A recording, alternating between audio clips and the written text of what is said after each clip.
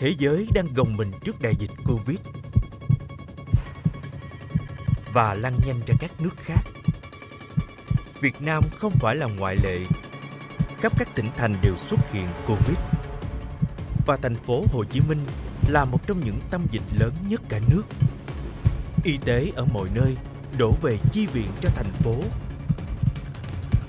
Tính đến nay, Việt Nam có hơn 800.000 ca nhiễm. Trong đó, thành phố Hồ Chí Minh hơn 400.000 ca, hơn 1.000 bệnh nhân can thiệp thở máy mỗi ngày. Nhiều chung cư, trường học trưng dụng thành bệnh viện dã chiến. Hơn 16.000 ca tử vong tại thành phố Hồ Chí Minh, hơn 23.000 ca tử vong khắp cả nước.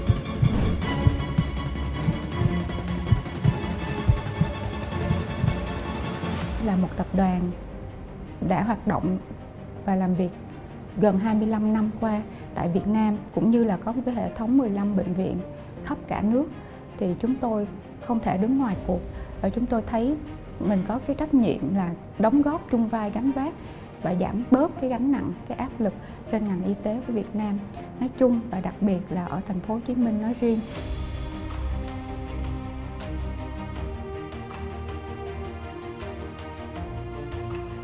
Khi mà chủ động để mà chuyển đổi công năng qua điều trị Covid, chúng tôi đã bổ sung các cái trang thiết bị cần thiết như là buồng oxy lỏng và sử dụng những cái trang thiết bị của một cái bệnh viện đa khoa để chúng ta điều trị Covid ở tầng thứ 3 và tầng thứ 4 như cái phân tầng của Sở Y tế Thành phố Hồ Chí Minh. Tôi vẫn nhớ cái buổi chiều mà tôi đến để mà xem các em chuẩn bị để qua ngày hôm sau trở thành cái bệnh viện Covid 100%. Thì tôi thấy là các em đều thể hiện một cái quyết tâm rất là rõ ràng, nhưng mà vẫn đâu đó vẫn có một cái gì đó lo sợ.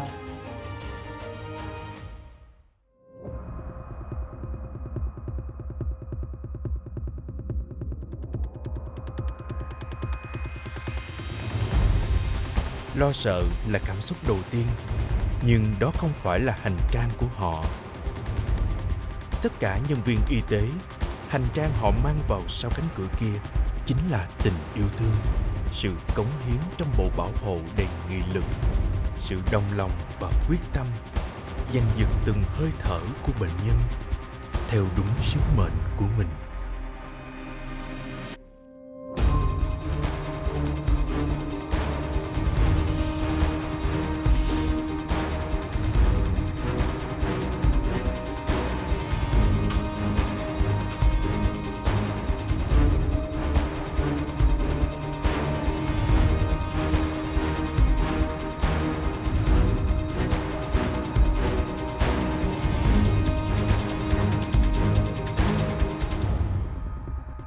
Nói chung là cái đại dịch này nó tới thì cái gì nó cũng đầu tiên cả ha. Lần đầu tiên mà bệnh viện Hoàn Mỹ Thủ Đức tiếp nhận một ngày 50-60 người bệnh, trong đó có rất nhiều người bệnh nặng nguy kịch, rồi suy hô hấp đủ các cái mức độ, từ cần hỗ trợ cannula hay là đặt ống nội tiết quản, hay thậm chí cả bệnh nhân ngưng tim ngay trước sảnh cấp cứu này nữa. Nói chung là cái áp lực trong ngày đầu tiên thì nó rất là lớn.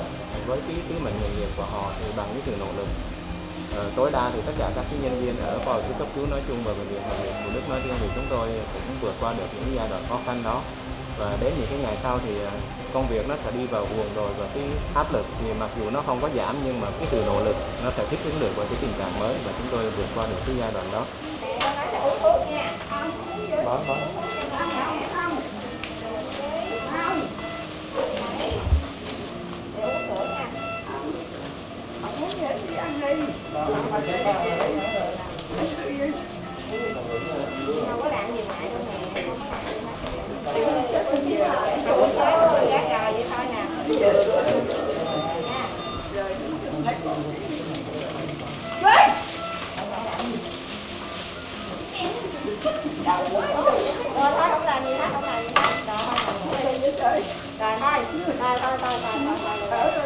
Rồi, bác sĩ hiểu cái tình trạng của người nhà mình, thì vấn đề là bây giờ mình cố gắng để mà mình chăm sóc cho bà, thì mình đã đi được cái đoạn đường này rồi, thì coi như là cũng được 60-70% rồi. Thì bây giờ bác sĩ sẽ cố gắng để trong 2-3 ngày để kiểm tra lại.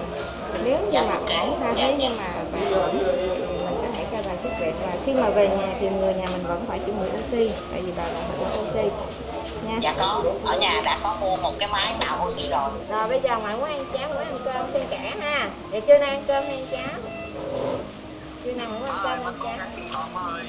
Trong nhà thì ai cũng ăn vậy thôi. Rồi. Ai ăn sao mình ăn vậy Rồi. rồi được. Dạ. Nhưng mà má phải cố gắng, trong đây nó có y tế nó can thiệp chứ nhà má đâu có y tế can thiệp đâu. Mỗi ngày anh phải gọi vô nói chuyện với bà nha. Mệt mỏi, khó thở, cô đơn, tủi thân là những trạng thái thường gặp ở các bệnh nhân Covid. Chỉ có tình thương và sự tận tâm chăm sóc mới có thể xoa dịu những cảm xúc này.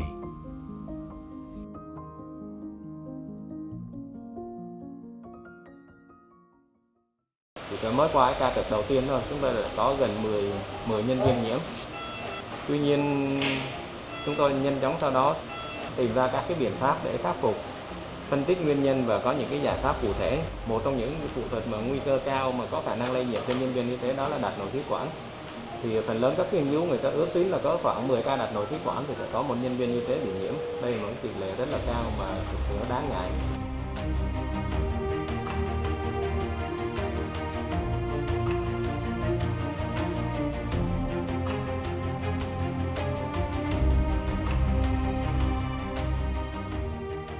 Còn chỗ nào chạy chỗ đó, tại vì điều dưỡng là nó trải hết gần như toàn bộ bệnh viện mà mình đang thiếu người nữa.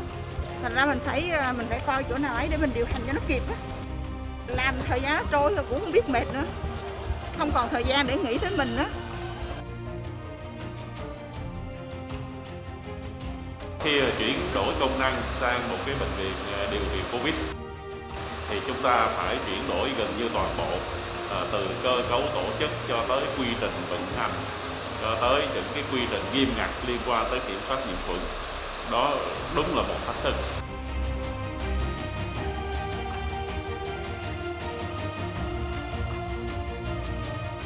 Đến thời điểm hiện tại thì mọi sự khi mà đã được vào cái guồng thì trôi chảy hơn thôi. Còn mọi công việc thì áp lực và hàng ngày đều phải thực hiện những cái công việc mà luôn luôn ở trong cái tâm thế là phải đảm bảo an toàn và duy trì hoạt động xuyên suốt.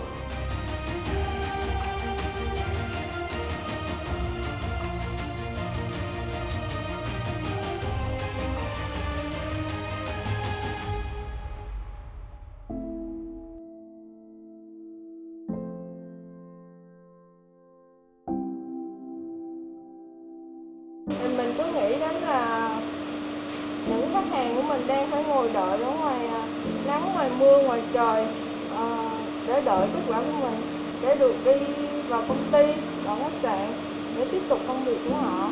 Lúc nào cũng phải luôn cố gắng làm cho mọi việc thiệt nhanh chóng và kết quả chính xác để phục vụ họ.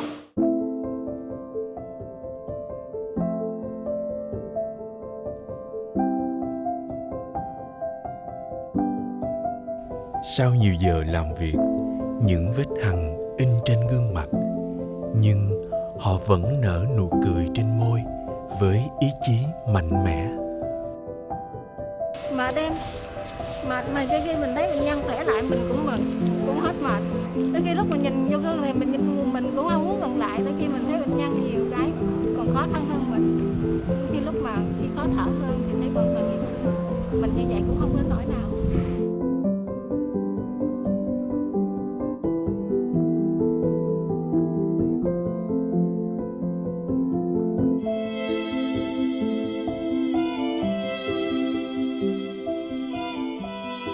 Họ luôn được quan tâm chăm sóc chu đáo về chế độ dinh dưỡng, sức khỏe.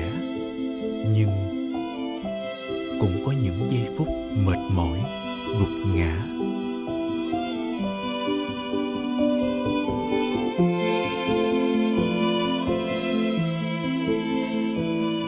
Bên cái khối hậu cần của mình á, thì mình cũng sẽ cố gắng làm tốt nhất có thể để mang đến những cái mà tốt nhất dành cho nhân viên khi mà họ tham gia vào công tác chống dịch này. Những cái mà mình làm không được tốt cho họ mình càng thấy buồn nhiều hơn. Thậm chí là có những ngày mình ngủ cũng không được yên á. Bình thường á là anh em ở đây cũng phải tập trung với nhau để mà khi có đồ vải về mình sắp xếp theo size, theo bộ, rồi để làm sao đảm bảo được tour làm việc họ có đầy đủ.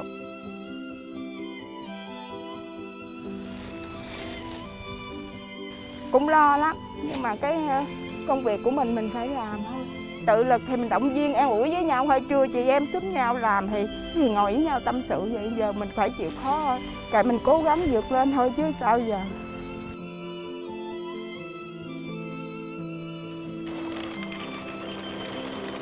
Mỗi lần Tết là cô khóc. Cô về dạy, cô còn 2 đứa con nhỏ, đứa 5 tuổi, đứa 12 tuổi. Khi cô bị gì là cô sợ lắm.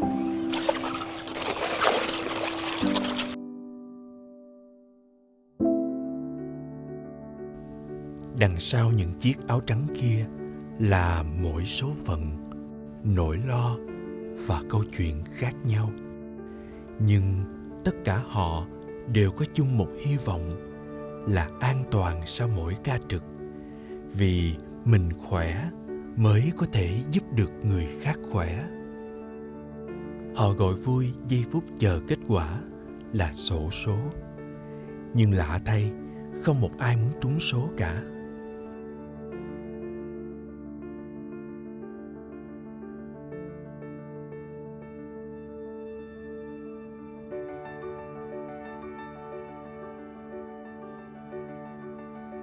Cho chị cái nào mọi người mong muốn là em khỏe và an toàn, và cái quan trọng nhất là mình sẽ quay lại là chiến đấu mạnh mẽ hơn.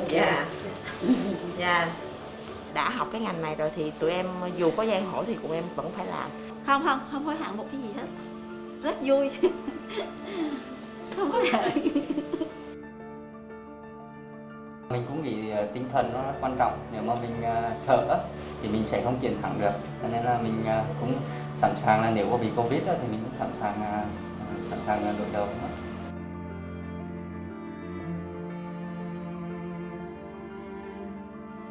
Dạ, ở đây rất là tốt, dịch vụ. Các bác sĩ điều dưỡng y tá đều chăm sóc tận tình. Thì nói chung lúc nó mệt quá thì ăn không được vừa miệng. Dạ, thì lúc ốm đau thì chả muốn ăn, nhưng mà thôi cố gắng ăn thì để sức khỏe.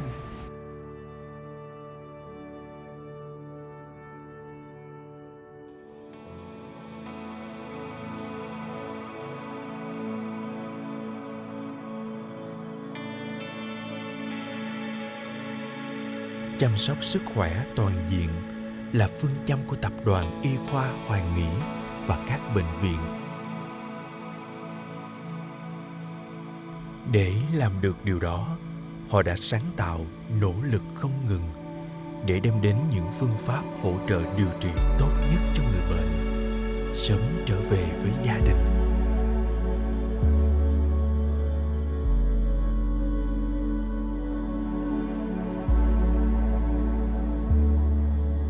Sau khi mà lên đây thấy bệnh nhân tóc dài nhiều quá thì em có hỏi ý là em muốn cắt tóc cho bệnh nhân để cho bệnh nhân cảm thấy nhẹ đầu, thoải mái hơn.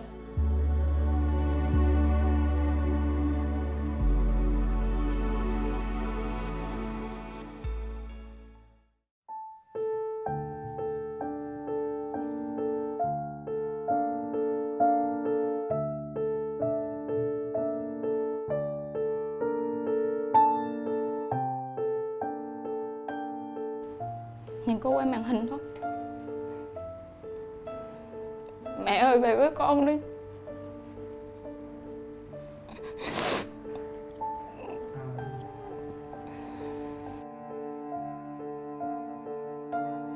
Gia đình, hai chữ ấm áp và đầy yêu thương. Họ dám gác lại hạnh phúc của riêng mình để đấu tranh cho hơi thở và hạnh phúc của bệnh nhân.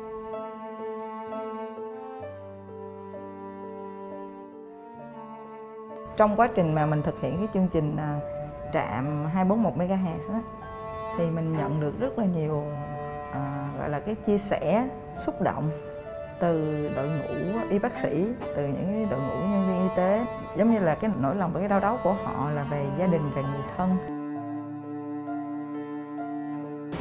Con rất là nhớ ba và mong là ba chiến thắng dịch và sớm về với hai mẹ con. Hai mẹ con yêu ba. Chị cũng không biết nói gì hơn hết trơn. Tại cũng lâu quá rồi ảnh cũng không có về. Cảm ơn bệnh viện với lại cảm ơn tất cả mọi người đã cố gắng. Mong là dịch mau qua để chúng ta có thể trở lại cuộc sống bình thường.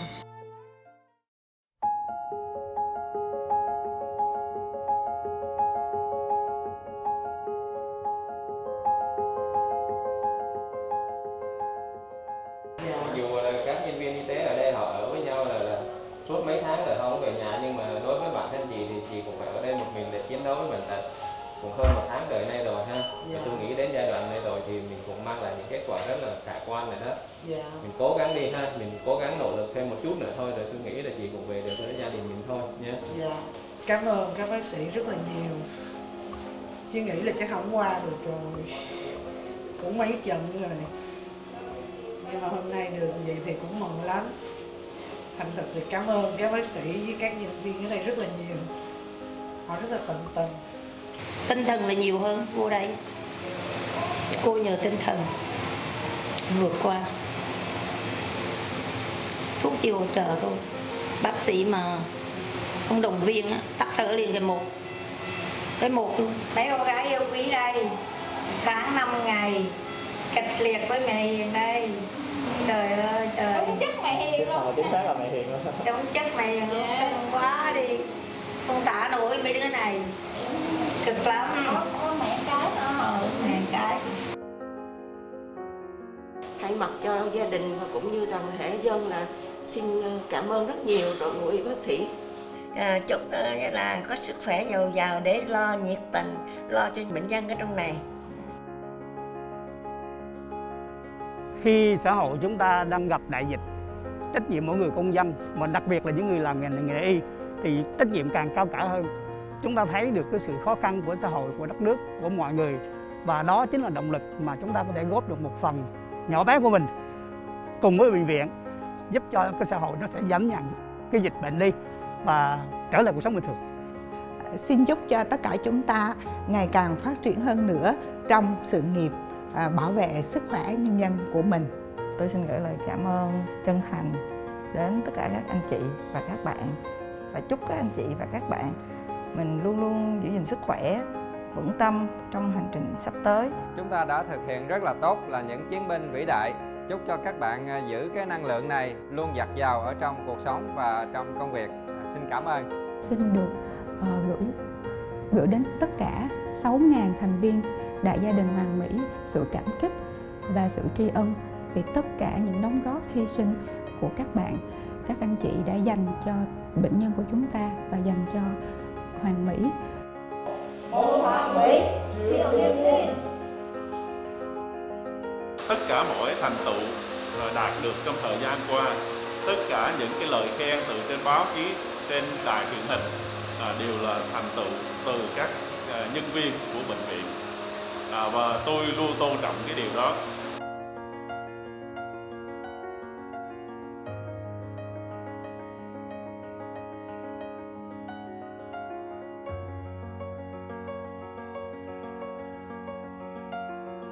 Với sự quyết tâm cao độ của toàn thể nhân viên và được sự hỗ trợ của Ủy ban Nhân dân, Sở Y tế Thành phố Hồ Chí Minh, Tập đoàn Y khoa Hoàng Mỹ, Bệnh viện điều trị Covid-19 Hoàng Mỹ Thủ Đức đã vượt qua được giai đoạn đầy thách thức này.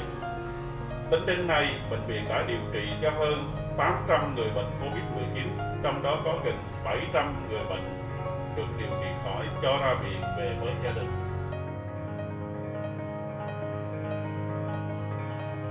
Cái thời gian 3 tháng vừa qua sẽ là một trong những cái chương đáng tự hào nhất của tất cả các anh em chúng ta ngồi ở đây.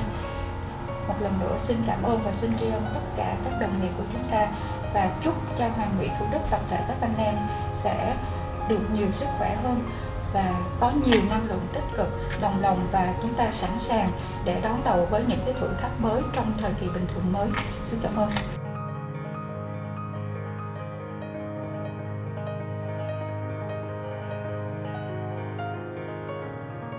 Họ là những con người xa lạ, những mảnh ghép khác nhau nhưng lại có chung một lý tưởng, Và khi được ghép lại, họ trở thành một bức tranh hoàn hảo, tôn lên sự hy sinh, tình đoàn kết, ý chí quyết tâm và cống hiến hết sức mình để hoàn thành sứ mệnh. Một hoàn mỹ triệu niềm tin.